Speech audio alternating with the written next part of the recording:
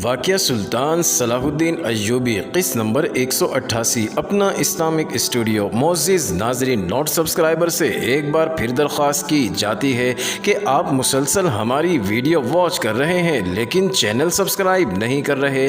70% note subscriber اور 30% subscriber مسلسل ہماری تمام ویڈیوز واچ کرتے ہیں، لہٰذا نوٹ سبسکرائبر سے درخواست ہے کہ برائے مہربانی ہمارے چینل کو سبسکرائب کر لیجئے تاکہ ہماری محنت ضائع نہ ہو۔ ناظرین، یہاں ہم کہانی کو کچھ دن پیچھے لے جاتے ہیں جب علی بن سفیان قاہرہ سے روانہ ہوا تھا۔ اس نے ایک لمحہ بھی ضائع کیے بغیر اپنے لڑاکا جاسوسوں میں سے کم و بیش 100 افراد کو منتخب کیا، انہیں مشن بتایا اور کہا کہ اسلام کی آبرو ان سے بہت بڑی قربانی مانگ رہی ہے اور اس مشن میں انہیں اپنی مہارت کا پورا استعمال کرنا ہے۔ ان 100 آدمیوں کو تاجروں کا لباس پہنایا گیا۔ علی بن سفیان مصنوعی داڑھی کے ساتھ قافلے کا سردار بنا۔ انہوں نے اونٹوں پر مختلف اقسام کا سامان لاد لیا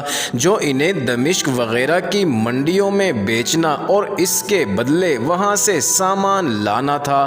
ان کے ساتھ بہت سے اونٹ، چند ایک گھوڑے تھے۔ تجارتی سامان میں اس پارٹی نے تلواروں اور برچھیوں جیسے ہتھیار چھپا رکھے تھے۔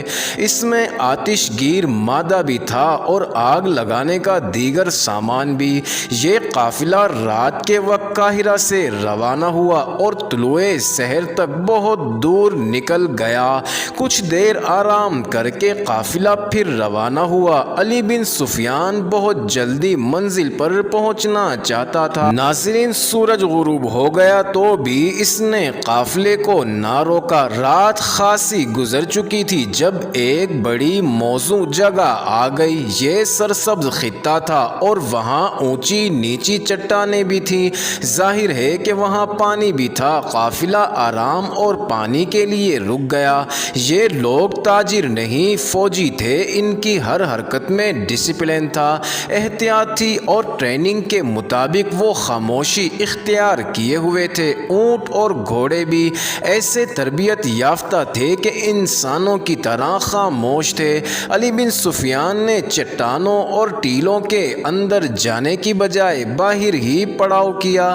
فوجی دستوں کے مطابق 2 آدمیوں کو پانی کی تلاش کے لیے بھیجا گیا۔ ناظرین، سب نے ہتھیار نکال لیے تھے کیونکہ ان دنوں سفر میں 2 خطرے تھے۔ ایک خطرہ صحرائی ڈاکوؤں کا تھا اور دوسرا صلیبیوں کے چھاپہ مار دستوں کا۔ ان کے یہ دستے دراصل ڈاکو ہی تھے جو مسلمانوں کے قافلوں کو لوٹتے پھرتے تھے۔ 2 آدمی اس خطے کے اندر چلے گئے۔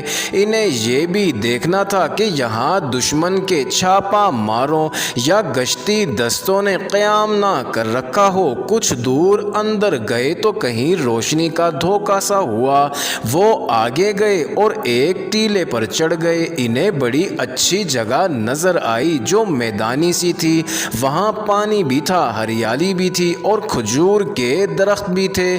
وہاں 2 مشعلیں جل رہی تھی۔ ان کی روشنی میں انہیں 6-7 آدمی اور 4 لڑکیاں نظر آئیں۔ بہت خوبصورت لڑکیاں تھیں۔ انہوں نے آگ بھی جلا رکھی تھی جس پر وہ گوشت بھون رہے تھے اور پیالوں میں وہ کچھ پی رہے تھے جو شراب ہی ہو سکتی تھی۔ ذرا پرے گھوڑے اور 3-4 اونٹ بندھے تھے۔ بہت سارا سامان بھی ایک طرف پڑا تھا۔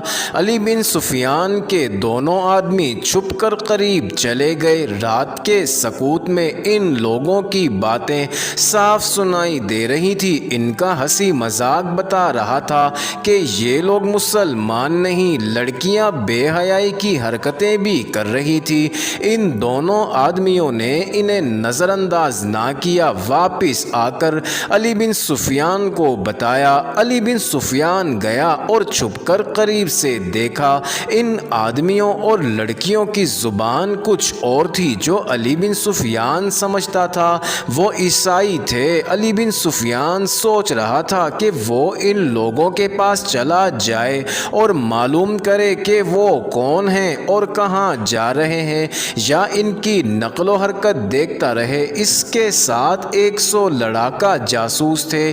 اسے ان 6-7 آدمیوں اور 4 لڑکیوں سے کوئی خطرہ نہیں تھا، لیکن وہ انہیں سراغ رسار نگاہوں سے دیکھ رہا تھا۔ ناظرین، اسے شک ہو گیا تھا کہ یہ صلیبی جاسوس اور تخریب کار ہیں اور کسی اسلامی مملکت میں جا رہے ہیں۔ اگر ایسا ہی تھا تو یہ اس کے مطلب کے لوگ تھے، اور وہ زیادہ قریب ہونے کے لیے ٹیلے کے اوپر سرکتا ہوا آگے گیا تو ٹھٹک کر رک گیا۔ وہاں ٹیلا ختم ہو جاتا تھا۔ اسے اپنے بالکل نیچے 2 آدمی نظر آئے جن کے منہ اور سر سیاہ کپڑوں میں لپٹے ہوئے تھے۔ وہ ٹیلے کی اوٹ سے ان آدمیوں اور لڑکیوں کو دیکھ رہے تھے۔ وہ بلا شک و شبہ صحرائی ڈاکو تھے اور ان کی نظر لڑکیوں پر تھی۔ یہ 2 نقاب پوش پیچھے ہٹ آئے۔ انہوں نے آپس میں جس زبان میں باتیں کی وہ علی بن سفیان کی مادری زبان تھی۔ ان کے پاس ہتھیار ہیں؟ ایک ڈاکو نے کہا۔ ہاں، دوسرے نے کہا، میں نے دیکھ لیا ہے، ان کی تلواریں سیدھی ہیں۔ یہ عیسائی ہیں، یہ عام قسم کے مسافر معلوم نہیں ہوتے، انہیں سو جانے دو، سب کو بلا لاتے ہیں، ہم 8 آدمی انہیں سوتے میں ہی پکڑ سکتے ہیں۔ پکڑنے کی کیا ضرورت ہے؟ آدمیوں کو سوتے میں ختم کر دیں گے اور لڑکیوں کو گھوڑوں پر ڈال لیں گے۔ وہ دونوں اپنے ساتھیوں کو بلانے کے لیے چل پڑے۔ علی بن سفیان نے چھپ چھپ کر ان کا تعاقب کیا۔ وہ کسی اور راستے سے باہر نکل گئے۔ وہاں ان کے گھوڑے کھڑے تھے۔ وہ گھوڑوں پر سوار ہوئے اور اندھیرے میں غائب ہو گئے۔ علی بن سفیان کا قافلہ اسی طرف قیام کیے ہوئے تھا جدھر ڈاکو نہیں گئے تھے۔ علی بن سفیان کے لیے یہ فیصلہ کرنا مشکل ہو گیا کہ وہ ان لوگوں کو خبردار کر دے یا انہیں اپنے قافلے میں لے جائے۔ گہری سوچ و بچار کے بعد اس نے ایک طریقہ سوچ لیا۔ ناظرین، اپنے آدمیوں میں واپس آیا۔ 20-22 آدمیوں کو برچھیوں سے مسلح کر کے اپنے ساتھ لے گیا۔ انہیں موزوں جگہوں پر تیار کھڑا کر دیا اور اچھی طرح سمجھا دیا کہ انہیں کیا کرنا ہے۔ وہ خود بھی چوکس اور ہوشیار رہا اور ادھر ادھر گھومتا رہا۔ اسے معلوم نہیں تھا کہ ڈاکو کس وقت آئیں گے۔ اس نے دیکھا کہ لڑکیاں اور ان کے 7 آدمی سو گئے ہیں، صرف ایک آدمی برچھی ہاتھ میں لیے ٹہلتا رہا۔ اس سے معلوم ہوتا تھا کہ یہ لوگ تربیت یافتہ ہیں۔ اس آدمی کو انہوں نے سنتری کھڑا کیا تھا۔ مشعلیں جلتی رہیں۔ سحر ہو چلی تھی جب ٹیلوں کے اندر گھوڑوں کے چلنے کی آہٹ سنائی دی۔ سب ہوشیار ہو گئے۔ لڑکیوں کا سنتری بدل گیا تھا، اب دوسرا آدمی پہرا دے رہا تھا۔ ڈاکو ٹیلے کے درمیان تھے اور علی بن سفیان اور اس کے آدمی ٹیلوں کے اوپر۔ تھوڑی دیر بعد 8-9 ڈاکو اس جگہ داخل ہوئے جہاں ان کا شکار سویا ہوا تھا۔ سنتری گھبرا گیا۔ اس نے جلدی سے اپنے ساتھیوں کو جگایا۔ ڈاکوؤں نے ان کے گرد گھیرا ڈال لیا اور گھوڑوں سے کود آئے۔ ناظرین، لڑکیوں کے 7 آدمی جاگ اٹھے مگر ڈاکوؤں نے انہیں ہتھیار اٹھانے کی مہلت نہ دی۔ ایک نے للکار کر کہا، اپنا سامان اور لڑکیاں ہمارے حوالے کر دو اور اپنی جانیں بچاؤ۔ اس نے لڑکیوں سے کہا، تم اس طرف آ جاؤ، ماری جاؤ گی۔ 2 ڈاکوؤں نے انہیں دھکیل کر ایک طرف کر دیا۔ ان کے آدمی نہتے تھے، پھر بھی 2 نے مقابلہ کرنے کی کوشش کی۔ وہ واقعی تربیت یافتہ تھے، بے جگری سے لڑے۔ علی بن سفیان کی آواز پر جو اس نے پہلے مقرر کر رکھی تھی، ناظرین، اس کے آدمی عقابوں کی طرح ٹیلوں سے اترے اور ڈاکو ابھی سمجھ ہی نہ پائے تھے کہ یہ کون لوگ ہیں۔ ایک ایک برچھی ایک ایک ڈاکو کے جسم میں داخل ہو چکی تھی۔ اس سے پہلے ڈاکوؤں کے ہاتھوں لڑکیوں کے ساتھ 2 آدمی مارے جا چکے تھے، جس کا علی بن سفیان کو کوئی افسوس نہیں تھا۔ وہ غالباً یہی چاہتا تھا کہ ان میں سے 2 آدمیوں کا خون ہو جائے تاکہ دوسروں پر، خصوصاً لڑکیوں پر، دہشت طاری ہو جائے۔ علی بن سفیان نے اپنے आदमियों को टीलों पर चढ़ा दिया और इन लोगों के पास बैठ गया।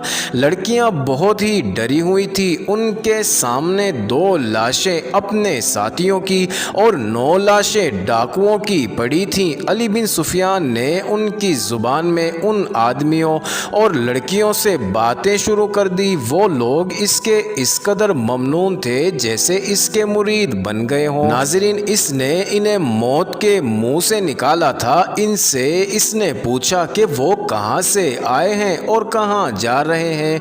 उन्होंने जवाब दिया तो अली बिन सुफियान मुस्कुराया और बोला, अगर तुम लोग मुझसे ये सवाल पूछते तो मैं भी ऐसा ही गलत जवाब देता। मैं तुम्हारी तारीफ करूंगा कि इतनी खौफजदगी में भी तुमने अपना पर्दा नहीं उठाया। तुम कहाँ से आए हो? एक ने उससे पूछा। और कहाँ जा रहे हो? जहाँ से तुम आए हो, अली बिन सुफियान ने जवाब दिया, और वहीं जा रहा हूँ जहाँ तुम जा रहे हो। हमारे काम मुख्तलिफ है, मंजिल एक ही है। मोअज़्ज़िज़ नाज़रीन, ये इंटरेस्टिंग वीडियो जारी है। अगली वीडियो किस नंबर 189 में देखना मत भूलिएगा।